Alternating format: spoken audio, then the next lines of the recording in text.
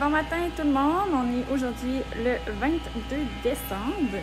Puis là, dans le fond, j'ai commencé ma journée il y a environ 30 minutes. J'ai terminé la formulation de mes encres.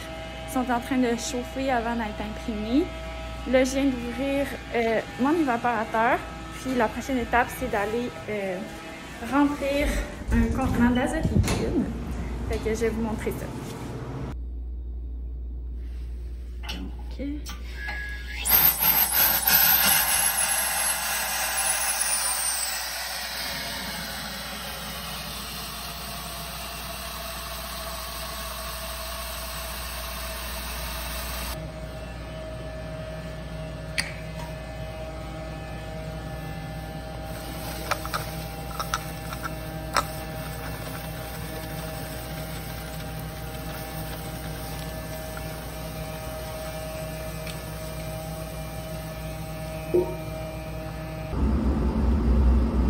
Donc, je vais être rendue à faire l'impression de mes piles solaires, de la couche active en fait.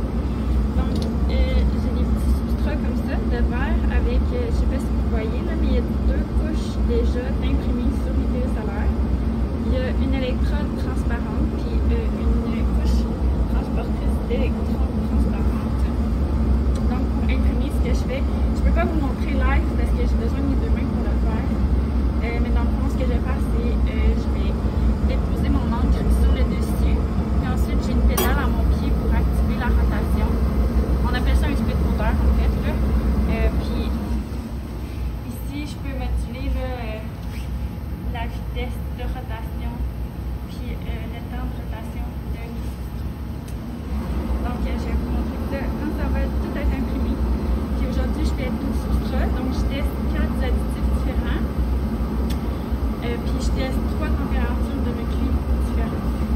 Donc, on va voir ce que ça va donner. À plus tard! Donc, j'ai terminé d'imprimer mes piles solaires. Donc, on voit mes 12 substrats ici. Je les ai placés dans l'évaporateur. Ici, on voit les deux bateaux. Celui d'oxyde de molybdène que je vais évaporer en premier. Puis celui d'argent que je vais évaporer en deuxième. Donc, il me reste juste là à fermer la cloche, ajuster les données pour les cristals, puis partir les deux pompes. Ben, les pompes sont parties, mais faire des vides là, avec les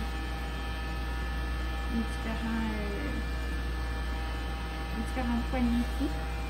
Puis après ça, je suis libre pendant à peu près 1 heure, 1 heure et demie pour faire autre chose. Là, souvent, je vais préparer mes solutions pour le lendemain. Parce qu'il faut attendre que le vide se fasse. Donc, c'est ça pour l'instant. À tout à l'heure. Donc, bonjour tout le monde.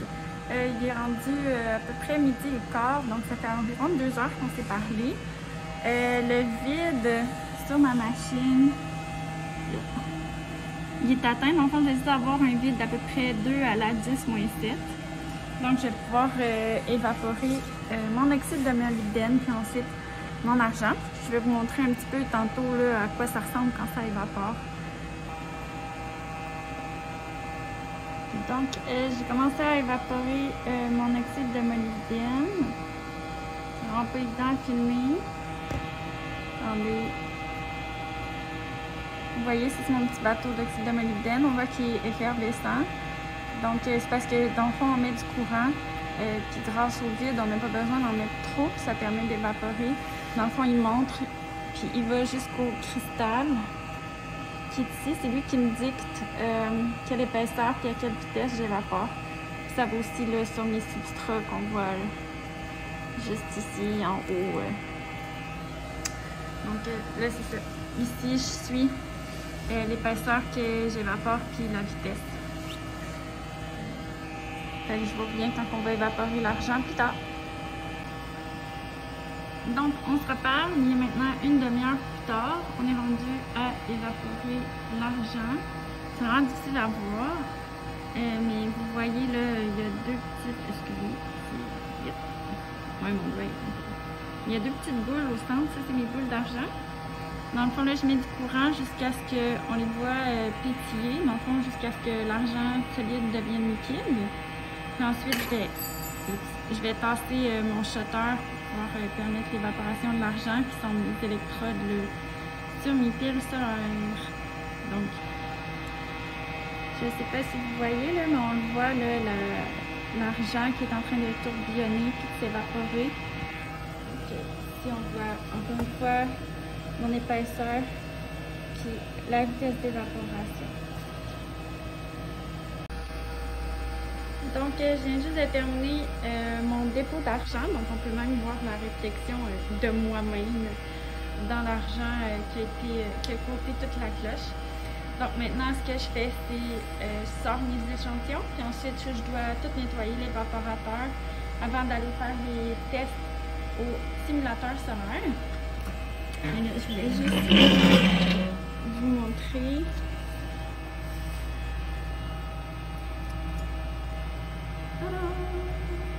Donc, j'ai mes petites électrodes d'argent sur mes piles solaires.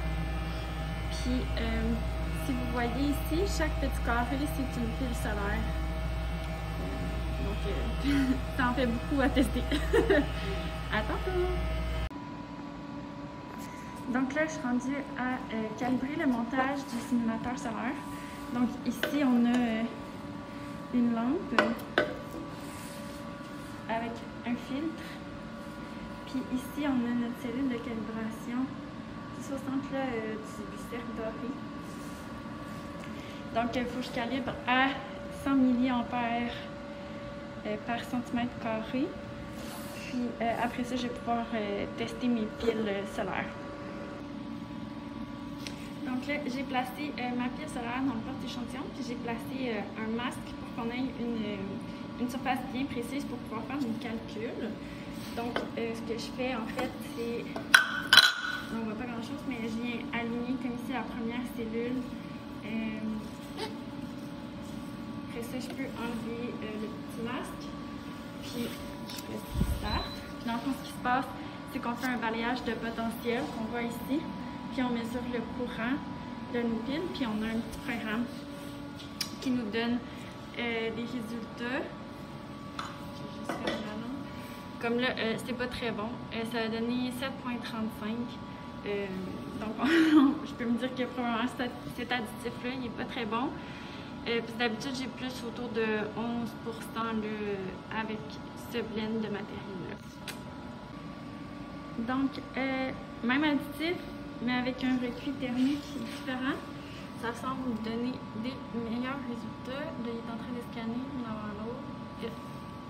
Donc, 9,6, on se rapproche là, de ce que j'ai d'habitude. Donc, avec le recuit thermique, ça ici, qui est le potentiel de la pile qui a diminué un petit peu. Mais le fill factor, ça, c'est la qualité de l'impression de la couche qui a augmenté par rapport à tout à l'heure.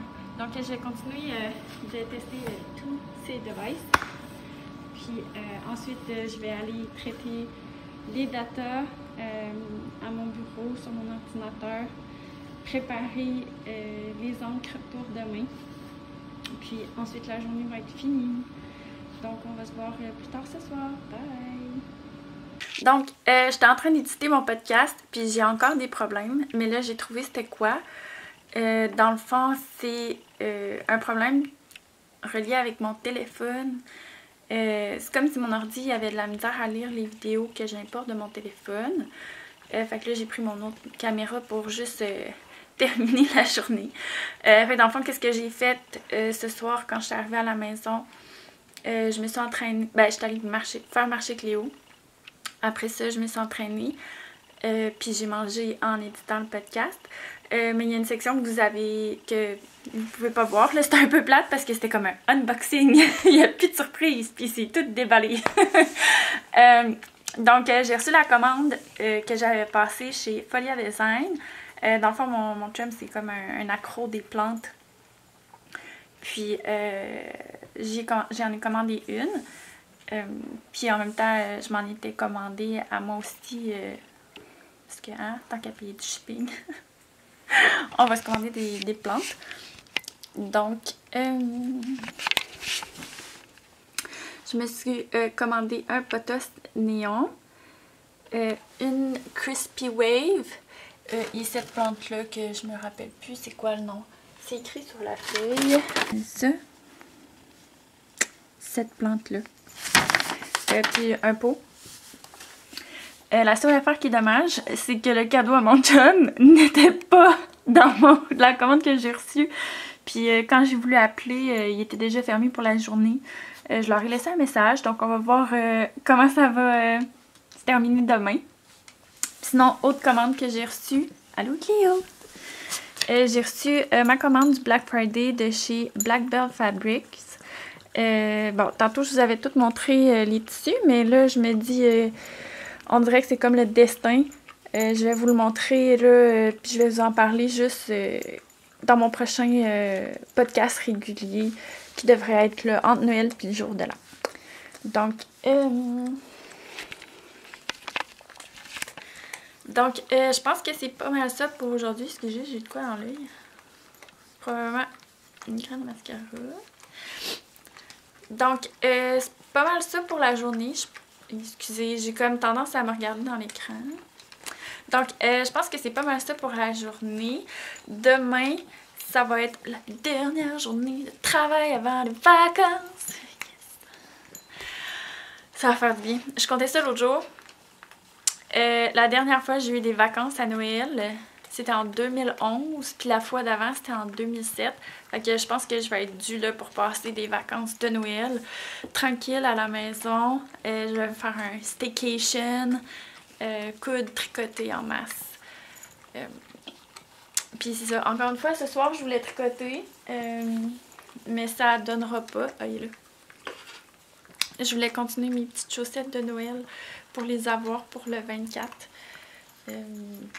En espérant que demain je puisse éditer plus facilement. Parce que je suis encore pognée avec mon téléphone. Je me trimballerai pas avec une grosse caméra partout dans le pavillon à l'université. Mais le soir au moins là, je sais que je vais pouvoir prendre ma caméra puis ça va déjà régler ce problème-là. Puis là, je sais pas si vous entendez, mais Cléo, elle a comme la mauvaise habitude de me licher. Ça me liche les jambes. Hein, Cléo?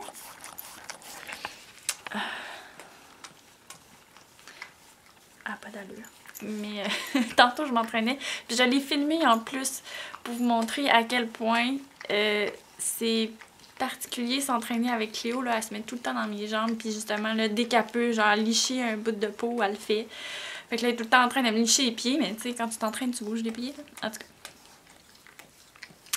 Bref, sur ce, il est rendu 9h30. Fait que, I call it a day. Puis, je finis d'éditer, puis je m'en vais me coucher. Donc, on se voit demain.